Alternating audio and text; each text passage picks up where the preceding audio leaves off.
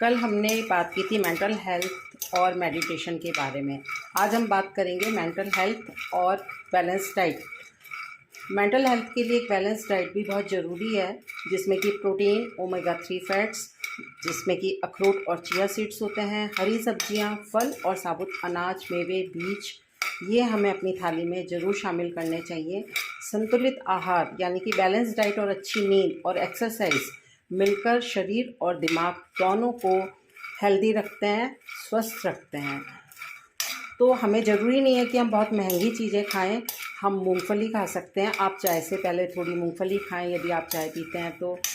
और दिन भर भी जब भी आपको भूख लगे तो आप एक नारियल का टुकड़ा खाएं, कच्चा नारियल, जिसमें कि फाइबर भी बहुत होता है और कैल्शियम ये सब बहुत होता है उसमें।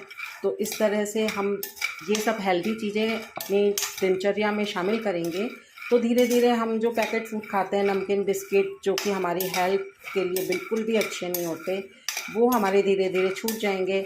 और जिन्हें हम महंगा समझते हैं कि ये एक महंगी डाइट होती है, वो आप देखेंगे कि वो एक सस्ती डाइट होती है, क्योंकि आप वो थोड़ा सा ही खाएंगे और आपका पेट भर जाएगा।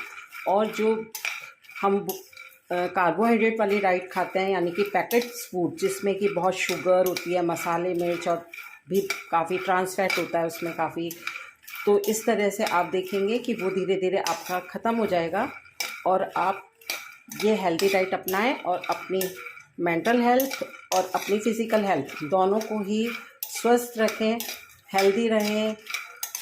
तो चलिए, आज का मिनी व्लॉग यहीं ख़त्म करते हैं। मैं भून रही हूँ मूंगफली। इससे मैं बनाऊँगी एक केले की ब्रेकफास्ट, मूंगफली और केला मिलाकर। तो ये एक हेल्दी ब्रेकफास्ट होगा हमारा। इसे हम हरी चटनी के साथ खाएंगे, उसमें भी हम मूंगफली मिलाएंगे। तो चलिए, मिलते हैं कल फिर एक और मिनी व्लॉग के साथ। टेक केयर, बाय बाय, हरे कृष्णा।